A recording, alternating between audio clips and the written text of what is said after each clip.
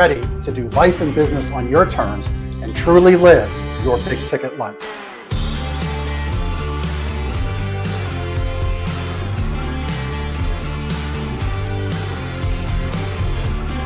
You either make excuses or you choose to level up.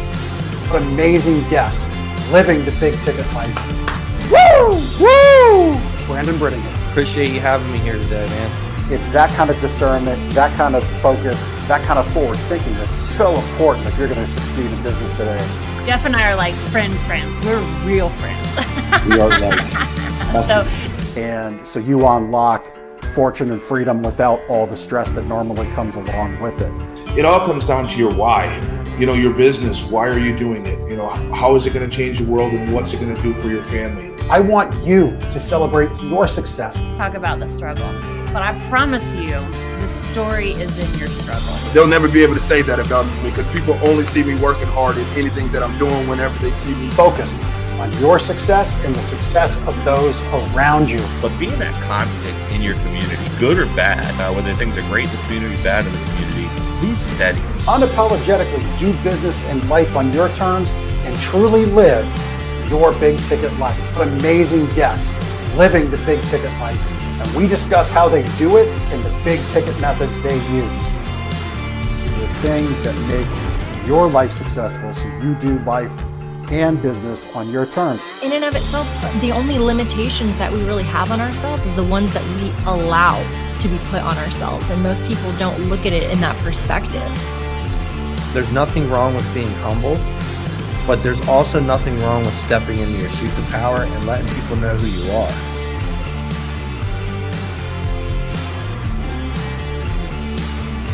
Get ready to do life and business on your terms and truly live your big ticket life.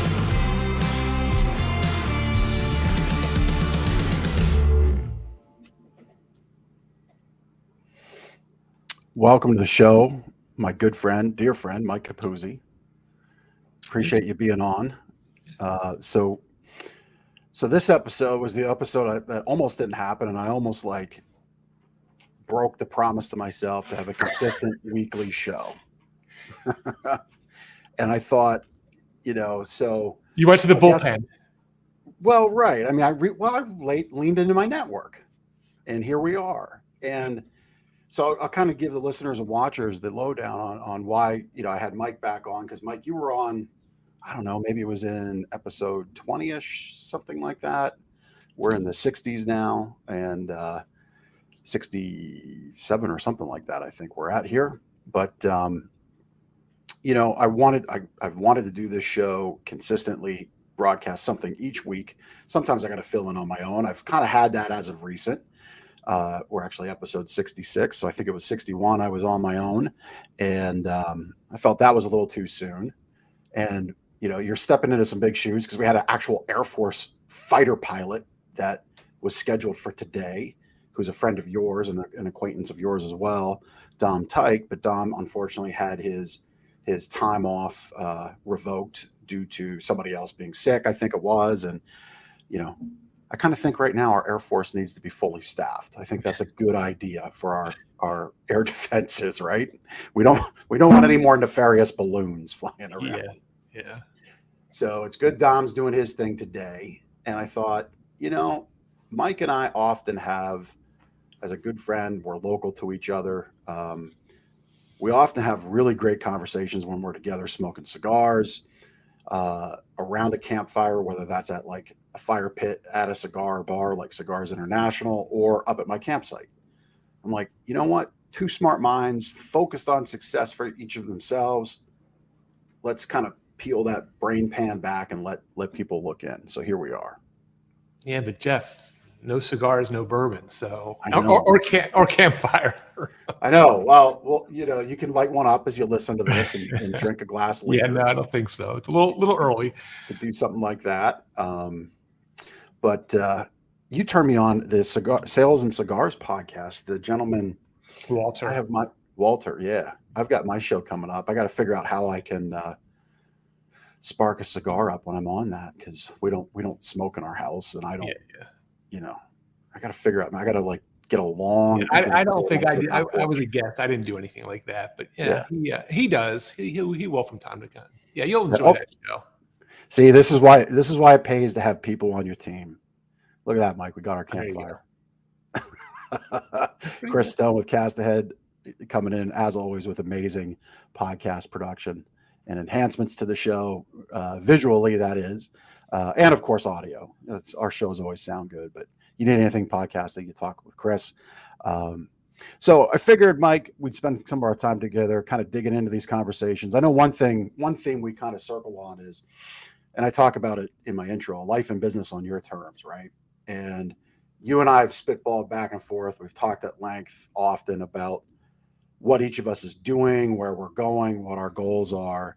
And, we've run in circles, we've run alongside people that, on the surface visually that others see, they have a lot of success.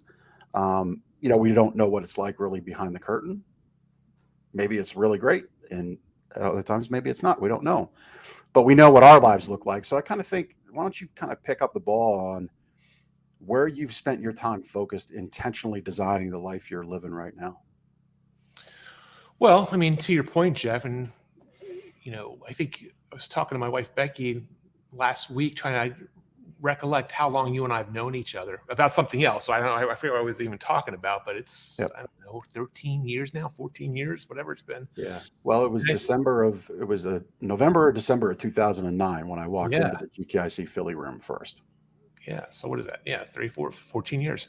So I think I've been pretty consistent about this, and really, even like during the whole COVID thing, I was sort of ecstatic in the sense that because of the way I've built my life and my business, there wasn't this huge impact. There wasn't an impact on my numbers. There wasn't an impact on client flow. There wasn't an impact on production.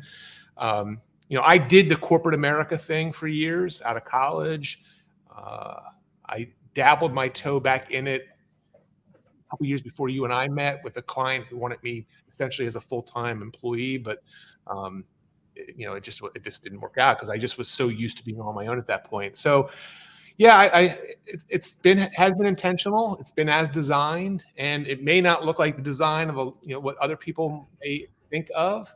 I like my autonomy. I like my privacy. I've always been an under the radar kind of guy when it comes to, exhibiting signs of success, et cetera. I mean, you are like one of very few people who've even been to my home and my office that I'm sitting in today. That's how private I am. And, again, that's all intentional, but, I think whatever works for you is really, I mean, that's the message of your show. And for me, this works. I've never had this grandiose plan of lots of employees and lots of infrastructure.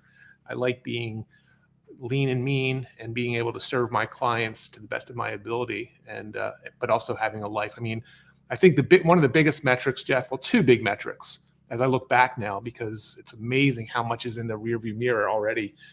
My kids know me. My kids love me. My two daughters, they were just texting me before our meeting today. My daughter, I could show it to you. She's like, "Hey, Dad, I just want to say I love you." Like, that's kind of cool when your 21-year-old daughter says that out of the blue. 100%.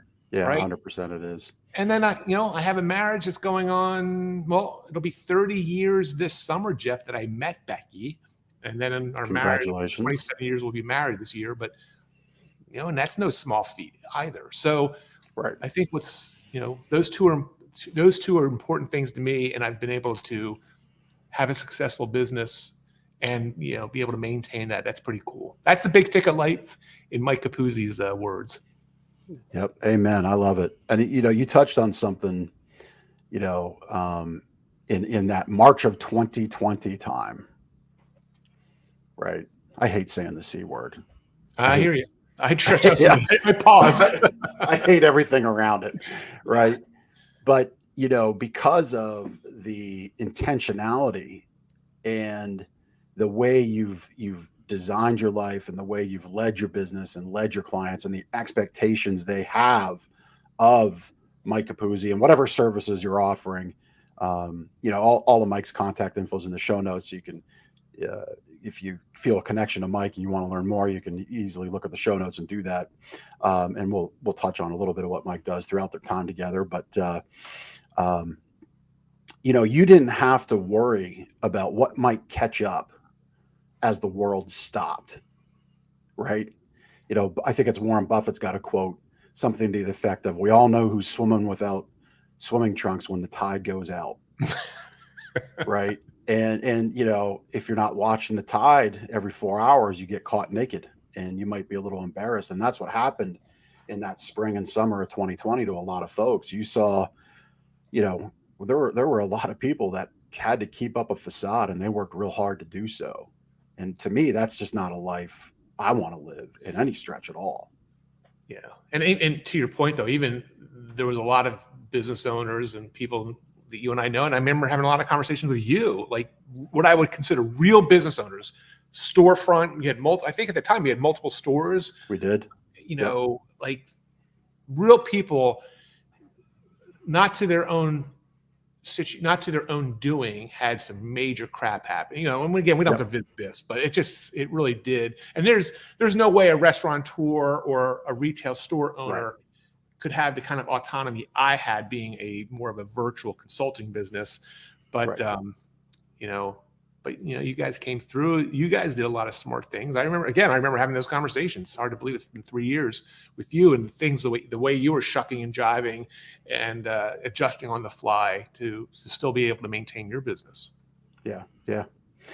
I mean, we authored Sleep Better, and you were bite-sized books, and your Shook product was the engine that helped drive that, really. And we created that in that time. That was a project, good use of time. Mm-hmm.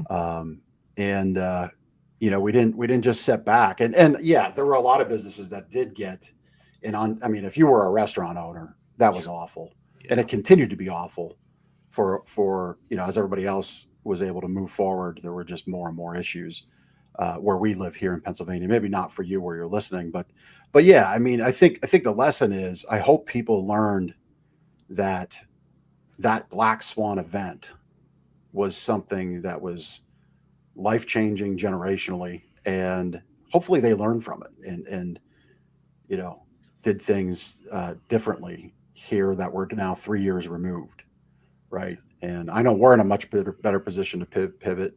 While our business has grown, I would think we're even more nimble than we've ever been, because we've got tools in place to do business virtually.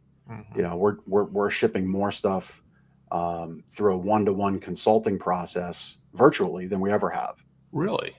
That's good news. That's awesome. And I mean, if we needed to dial that up, we could dial that up. And that's because of the networks we've gotten into and gotten involved with. Yeah. So I would, this is something I don't think I've ever asked you directly. Uh-oh. Which you're like, right. You're like, oh, here we go. Oh, shit. 13 minutes in.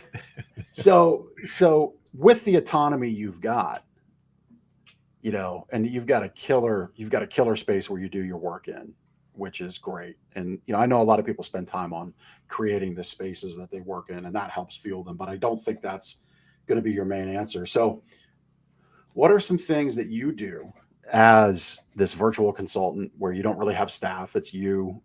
You've got people that you lean on to help deliver what you sell, but how do you, what's your schedule like? Like, how do you stay focused?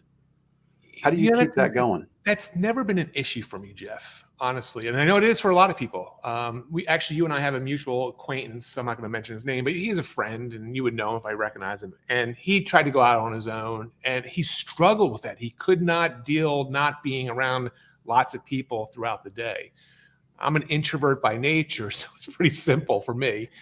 So my schedule, unfortunately, even though I don't have this need to do it this way, I'm always thinking. Like, if I'm not thinking, I'm reading, and that's the truth. Like, it drives Becky nuts, my wife nuts, because we'll go out for a walk and I'm talking business when I should be like enjoying the outside. Right. I'm brainstorming ideas, because it's what you and I do in our campfire conversations. We should be we're up in the mountain there, and we have different conversations, but oftentimes we're like brainstorming business stuff. Yeah. But that's my passion. That's what I love to do. So I'm not going to shy away from that. So my schedule is, I'm always sort of on, and to the point, even for some of my clients, like I had this, and you know this firsthand because you were a client. Now you've completely come the other way, and you're now a friend and a business partner and everything. So, but like attention to detail, attention to service.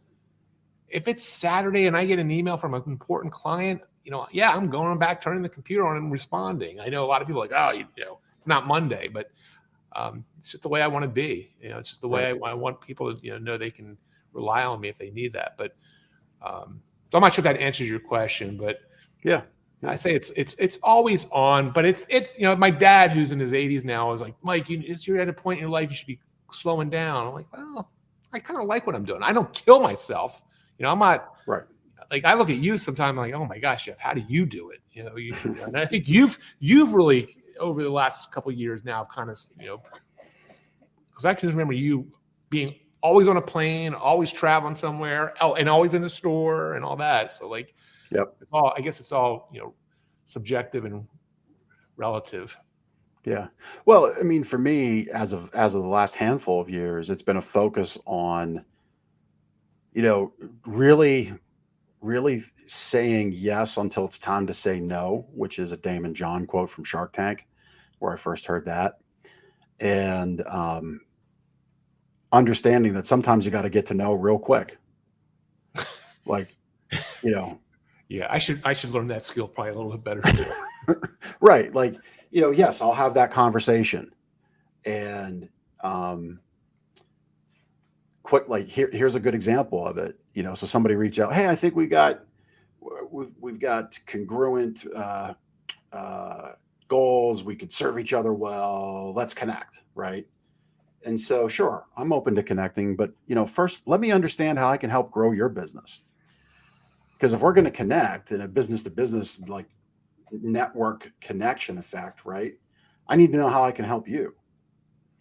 And that little tweak from the DMs and any of the platforms or anything that might come my way on email, that little, not pushback, but that way of saying, hey, I'm open to connection always, but I need to know how I can help grow your business, because otherwise it's going to be a one-way street. And I know you don't want that.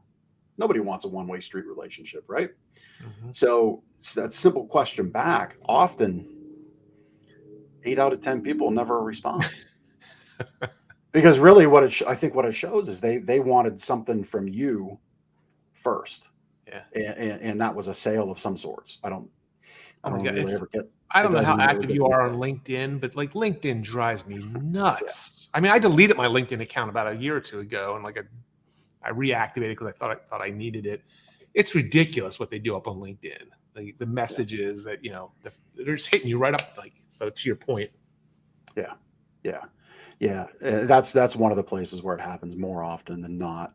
But yeah, I find the last handful of years getting to that no quicker. It's beneficial for both parties. Yeah, for sure. Because if you get to that no quicker, you understand you're not wasting your time, you're not wasting that other person's time. Yep. And sometimes that yes just remains, and it remains for a long time. Yep. And you form business partnerships, you form relationships. I'm always open to a connection because you give me good referrals and I give you good referrals. We don't necessarily do business together, but we have respect for one another, and I'll happily refer. So those are the kinds of things that I've been focused on. I was never afraid to hustle, that's for sure. But getting older and wanting to be more intentional with my family, for sure.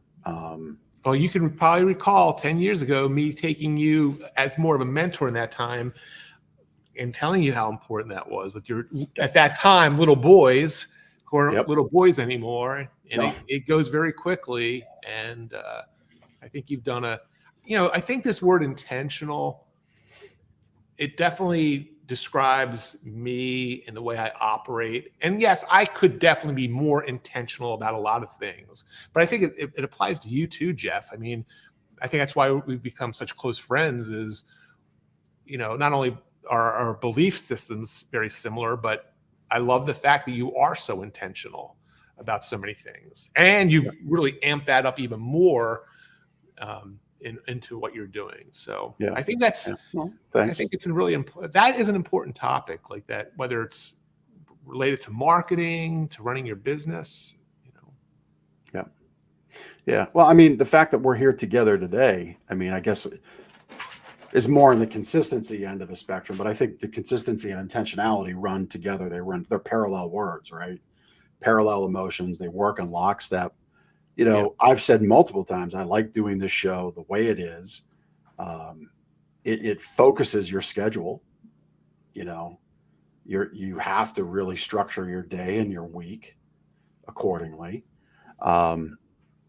Which I think in the concept of talking about time and time management is a big exercise that a lot of people fail on. Right? They just like, oh, here's a ringing phone. I got to go there. Here's an opportunity for appointment. I got to chase that one. You know, for me, it's like everything kind of falls in a box. Everything falls in a quadrant. Everything falls in this part of the day or this day of the week. And, you know, I won't, like, I live 30 minutes from my business, my retail business, that is. And if you're not able to be in Lancaster, Pennsylvania on Monday or Thursday, I'm just not going to see you because that's my schedule. And I really try hard not to break that schedule for a multitude of reasons. But because I'm here Tuesdays doing what I'm doing here, Fridays are typically my day where I'll go up to the campsite, which actually this year, Mike, I'm going to put out a little Calendly link for people to book You're in. automating your campsite. Yeah. Well, yeah. I mean, I want to open it up to some more people. It's not going to be a public link, but if you get the invite, you'll know you're important to me. And, you know, it'll just keep me more focused on getting up there because I didn't get up there as much last year as I would have liked, for sure. It's actually kind of a cool idea. I mean, is there gonna be like a PayPal button too? No, not at all. You drive, I cook. And by the way, to that drink. point, yes, you have made some awesome, I don't say this lightly also, like you have made some pretty damn awesome meals up there for us. Oh yeah. You know, so oh, and I'm with the move, I'm stepping it up too. I'm doing there was a picnic table that was left behind and one side of the bench seat is missing. And I'm going to turn that into like a hibachi table cook station where I push my grills up against it and the little grease buckets that contain for the Blackstone grill. If you're not familiar with like camp cooking, and Mike and I can geek out on this for a few minutes. There's a Blackstone griddles. There's a whole big subculture. Like another left turn in the conversation. If you're gonna say in our nation you can't make money, there are people on YouTube making a lot of money just being backyard Blackstone griddle chefs and big green egg smoker guys. And I don't, Mike, you're into smoking more than I am. I don't own a smoker yet, although I think I'm going to get one this year. There's opportunity abound all over the place in this nation. Like I have such you talk about getting to know faster. You tell me somebody starts whining to me about opportunity in this nation. It's an instant turn off for me right away. But on the Blackstone thing, yes, I'm going to put both griddles up against it. I'm going to actually create a little gutter grease trap thing to manage that real slick, and everybody can just sit there as I cook. Because you've been there. It's kind of like you can't have a conversation, right? We can't talk. It's going to be more about gathering and bringing people in. And since I'm going to put the calendar link out, like our friend John Frank, he's going to try to make it by. And my hope will be maybe, I don't know what everybody's schedules are in my life and in my friend circle, but maybe Mike and maybe Larry Soraka can come together on a day. Yeah, I mean, I was just thinking that, Jeff, maybe the idea should be, so were you thinking it was a one-on-one thing, or was it going to be, hey, whoever shows up on June 18th, that shows up, that's who shows up. Yep. Yeah, exactly. That's kind of the thinking that I was going to do. And maybe more engineer it like, hey, like if somebody I really wanted to introduce to you. Right. No, I like that. You were coming June 14th or whatever. Yeah. I'd be like, hey, you know what, Joe, you really, you got to get there. You know, you're only 2 hours away. You got to come on the 14th. You know, our future mutual friend who neither of us have seen, at least I know I haven't seen him in a couple of years now, Frank Lombardo, right? He's, 2 hours north of, right? Like Frank was looking for a reason to get together. Yep. But yeah, I like that idea. Yeah, I'll get my VA to carve this out. Frank, you bring the Ashton cigars, and we'll smoke them. You will. So Frank's interesting because Frank's got a pharmacy for our watchers and listeners. Frank's got a pharmacy that is old school. It's got a lunch counter in it. Yep. And they do like hoagies. And you should have him on your show, by the way, because he really does lead a life that you would define as a big ticket life. He does what he wants. He's not afraid to spend money. He's not afraid to go traveling. Every time I talk to him, he's doing something. Yeah. Does he still have an Aston Martin? No, it was a Maserati. It was a Maserati. Yeah, I don't know. He may. Yeah. But he's got an old school Main Street type pharmacy where he's got a lunch counter in the middle of nowhere, right? Kind of middle of nowhere, coal country, is Scranton area coal country? Yeah, no, it was above Wilkes-Barre, Dallas, Pennsylvania. Yeah. And then sells cigars in the pharmacy, which I love. I love that dynamic of things. And that's why I said Frank could bring the Ashton cigars. But no, I mean, that's what I'm looking to do. And, I joke like Ben, my business partner, and obviously Mike knows Ben. We're all partners in one business together, in our Infotail business.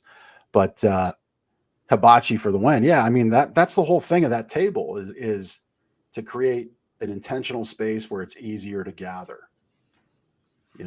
My family included, because my boys, like Steph and I joke, we feel like empty nesters to a degree, right? Because Ethan's 19, he's working full time. He's a gym rat now. He's always in the gym, lifting weights. I mean, the kid's getting big and strong. And, so he's 45, 50 hours a week working. He's easily 15 hours a week at the gym. He's doing his own life, and that's cool, but we don't see him as much as we used to. So I've got to create these moments. And I think as a business owner, you got to think about your team and how you create those moments. You got to think about your family and how you create those moments. So yeah, Campfire hibachi for the win. Damn right, Ben. So, and I've offered it, like, talking about Ben, like, I've offered for his family if they want to come up and spend the night. Like, I think family camping is cool. I think there's a lot of memories for people around camping. Yeah. You have any memories camping as a kid? My only memories, well, not as a family. I remember going camping up in the White Mountains of Vermont. I think it was. It was years ago. But no, I was never a big camper. And again, I'm not sure if what you call camping is really camping, Jeff. When you have air conditioning and a TV on the wall, it's not really camping. Right. When I went camping, I was sleeping on the ground in a tent. That's camping. Yeah. We actually have 3 TVs and a projector up there. You're just missing the hot tub. There's no hot. You got to get a portable hot tub and put it out there somewhere. You know what? People started bringing those Coleman, the inflatable ones that run on regular plug in the wall outlet, and they had to put a stop to it because it just was drawing too much electric. And probably water too. Yeah, and the water that you don't pay for your water, so because it's all they can't meter it. The electric they meter, but it was it's like, all right, come on, we want you to enjoy yourself, but there is a line where we can't have this be like a resort in every single spot. So yeah, camping is a loose definition of the term. I joke often, it's the snakes and the bugs that keep it honest with camping. And if anybody knows me, they know how I feel about snakes, which is I don't like them at all. Not one bit. But no, I mean, I think what you just kind of saw there, Mike touched on it, and we both kind of amped up and got a little excited as I talk about making a schedule link to get up there. It's like 2 minds come together for a really great idea about bringing people together. Right. And like all of a sudden you kind of create these little experiences that I'm sure by the end of the season will have furthered the businesses of anybody that comes if we all get together. And that's a cool thing. I like creating stuff like that. Yeah, and if anyone's listening or watching, and they can make it by, it is every time I've been up there, I've always enjoyed it. It's a beautiful spot. I like getting up in that part of Pennsylvania. Yep.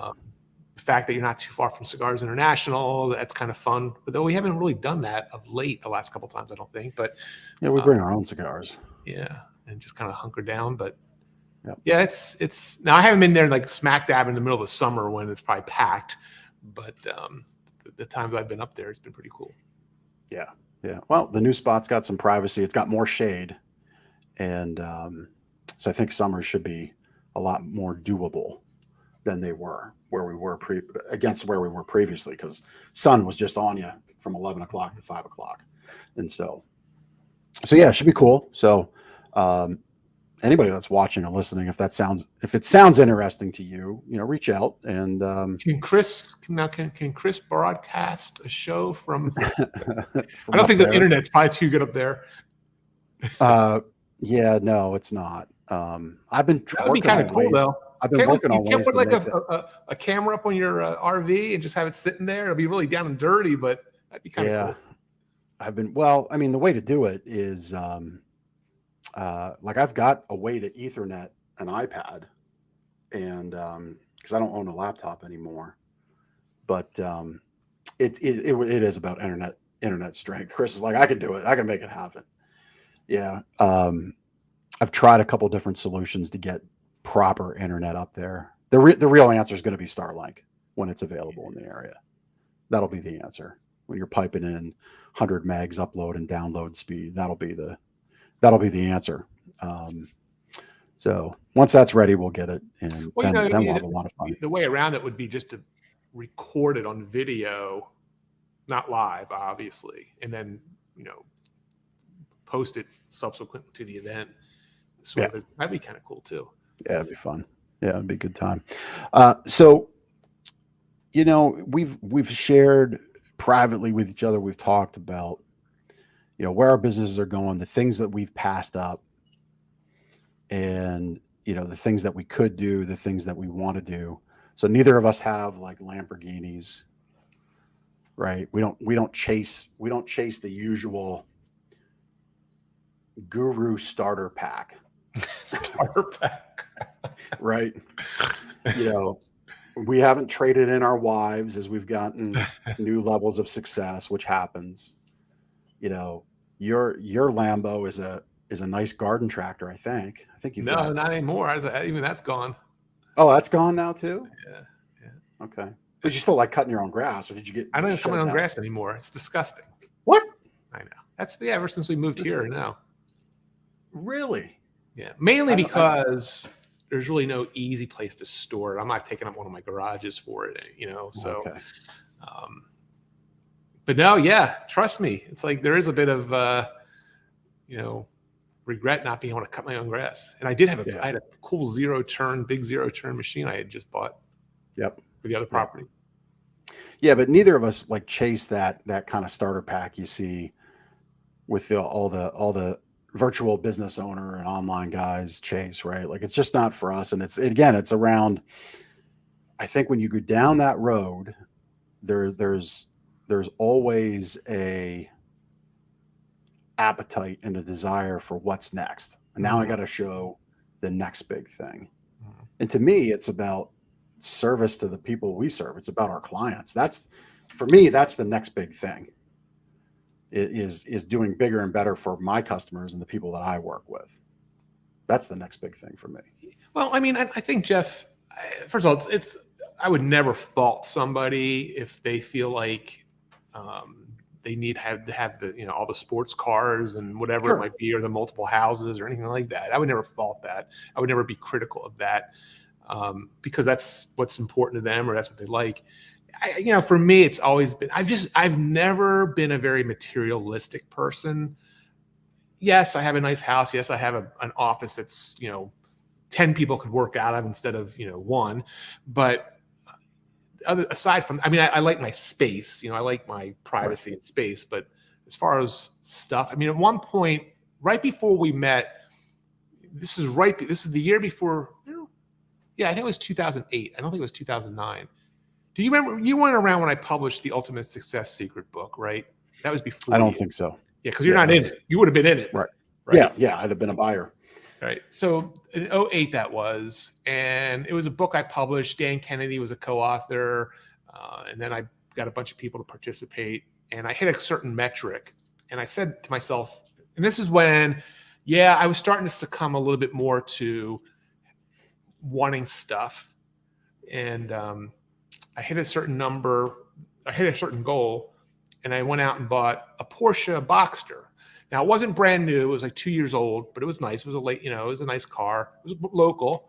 And I kept it for a couple months or maybe a year. I had another car, my daily driver. But then all of a sudden, like my practical brain kicks in. Like, okay, why do I need 2 cars? I really don't, go that much. Right. It was nice to have, but I tend to be too practical. Like, I don't, that's why I say to you, because you got toys.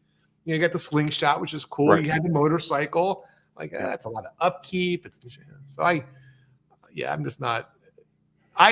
But my goal is still, my ultimate dream would be to have a nice, some real serious acreage around me, and have that would be my not starter pack, but maybe ending pack. Right. Well, yeah, and life and business on your terms. I might have come off sounding a little bit hypocritical or snide. Where I was going with that is it kind of circles back to, the spring and summer of 2020 conversation of when some really had to work hard to keep up that facade because the businesses they had were tremendously impacted, and the house of cards everything was built on quickly came down. If you want to have a Porsche, you want to have acreage, you want to have a second house, fantastic. And I'm happy for that and I applaud it.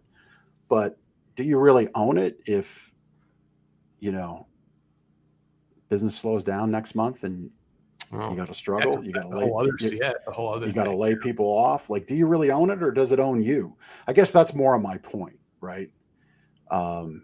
Which kind of goes back into business talk. Like, I've only been recently getting back to the store in the last 7 weeks because of my knee surgery, and we've had a fantastic couple months. And some people have asked me, well, has Ben stepped up more into that? And actually, no. The week of my surgery, Ben took his family on what looks like a fantastic trip to the Bahamas, and he was away for 10 days. So that whole first week, neither of us were there, and it bled into the second week. Yeah. And Ben's schedule, by and large, remained the same, and so we've really built something that we're proud of because it doesn't fall apart if we're not there. Yeah. And I think so from your experience, I'll ask you this: what's the thing where you've found business owners they understand it? They understand they got to get out of the turning wrenches. If they're a dentist, they got to get out from behind the chair. What's the limiting? What are the factors that keep them locked in the business?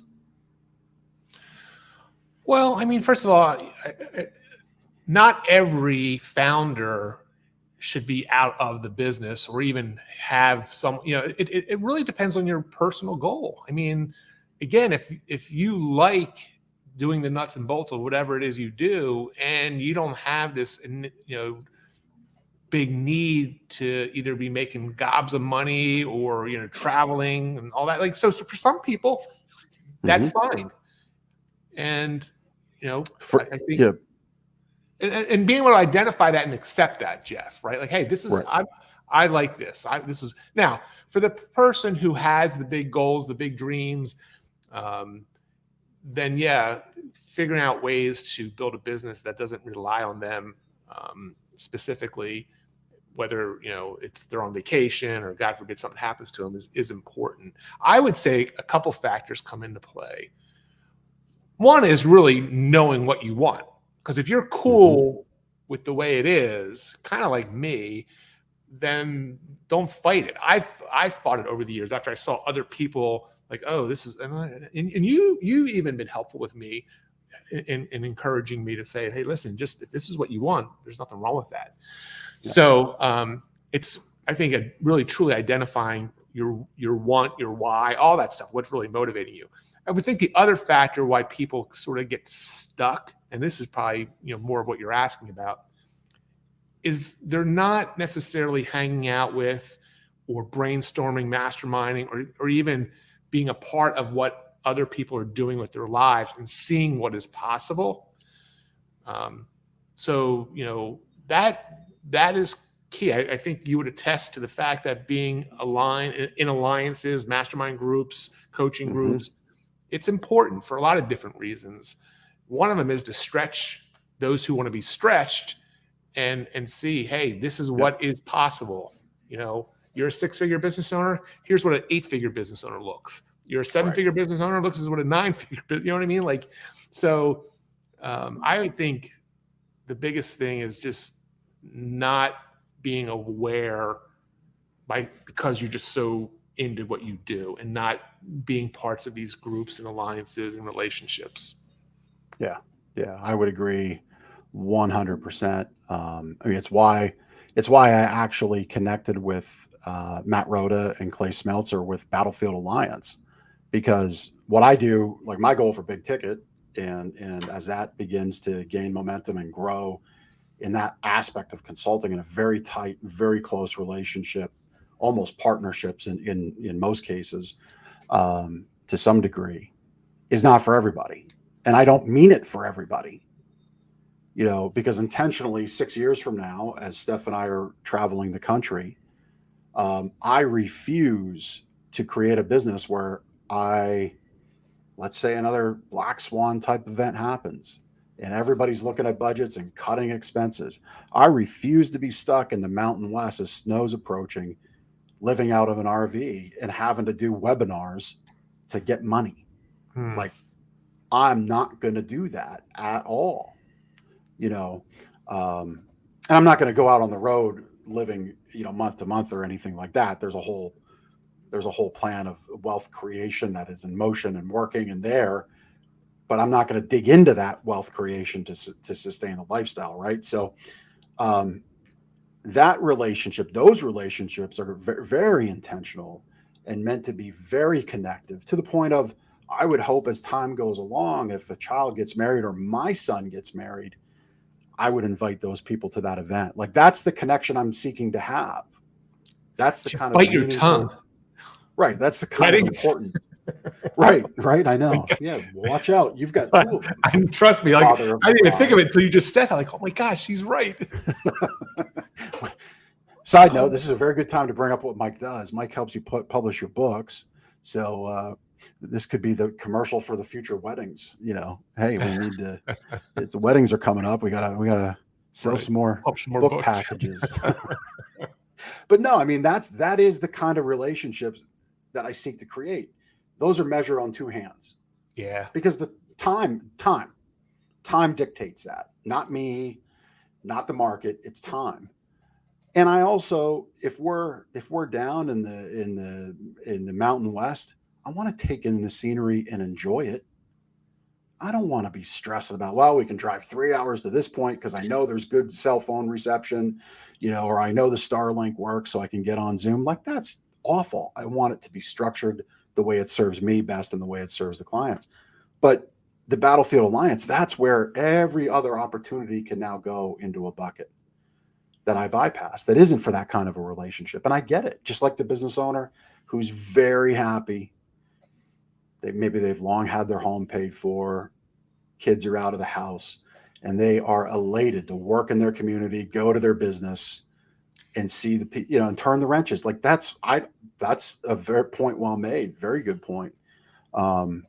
There's something to be said about just the beauty of simplicity.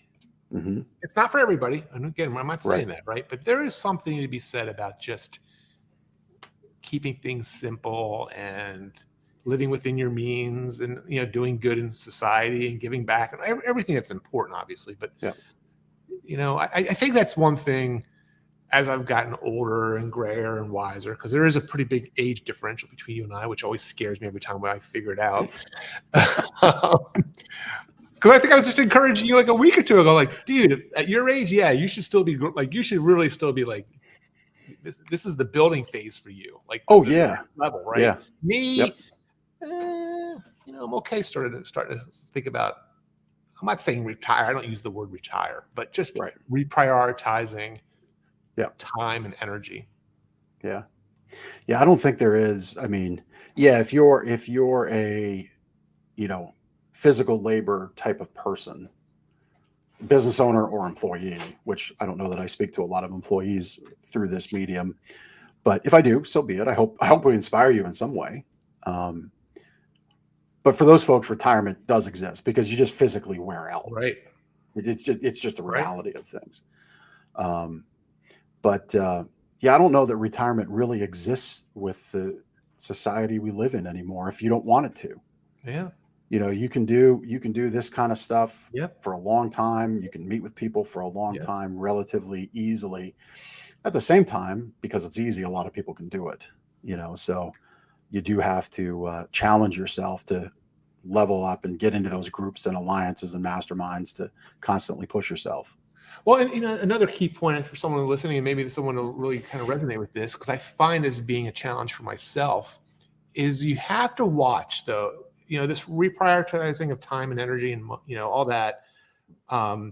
It's very easy to take the eye off the ball and forget the importance of being out there and relationships and consistent, persistent marketing and intentional building of the business. So, it is easy. I mean, that's why you see these actors or, rock stars still pumping out albums, because it doesn't take too long, Jeff, before you're just a blip in someone's memory. Not long at all. So I'm speaking to myself as I'm saying this. It's like, yeah, I mean, until you're really ready to pull the plug from everything, and which again, I don't see myself doing that anytime soon. You still have to be intentional, consistent, and persistent. Yeah, 100%. This is where, we have in the Infotail business, one of our income streams within that business is our book licensing packages. And now's the time, now with the economy continuing to do what it does. I don't know if we're in a good economy, bad economy, or what. All I know is I can't control that. So we're going to play our game, right? Herb Brooks from 1980 Olympics, play your game, right? When the Americans beat the Russians to win the gold in Olympic hockey. That's what we're doing. We're continuing to play our game. Ben and I, I think where business owners need to focus on is whatever seat you want to aspire to or stay in. It's have that seat be involved in a large part of your day, if not all of it, be making good decisions for your business, whatever level that is, right? So yesterday was a day that felt great. It was rapid fire, but every point in the day was either continuing good decisions we've made or furthering the business through other good decisions. Yeah. And, we are continuing to lean into that business through good decision-making process and saying, like specifically through our podcast show, like we know we can reach the community through that medium. It's a localized podcast show, but we need intentional focus on it. And so we're actually talking with somebody about kind of, I guess it's PR, but it's more than anything, I think it's ambassadorship for the show and for what we're doing with the show. Because PR is kind of boring, but when someone on your behalf can go say, look, this company is doing this for their community and they want you to be a part of it, and you're going to get a lot from that effort.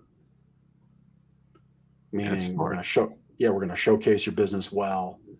You're going to get the HD download. So for your team, you can carve out pieces for your website. They're going to give you reels.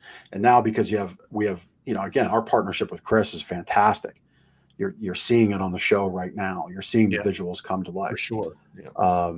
He's now connecting their social media channels to where I stream this out, LinkedIn, YouTube, Facebook, but now as this gets going, Mike, we could have had this on a couple of your channels.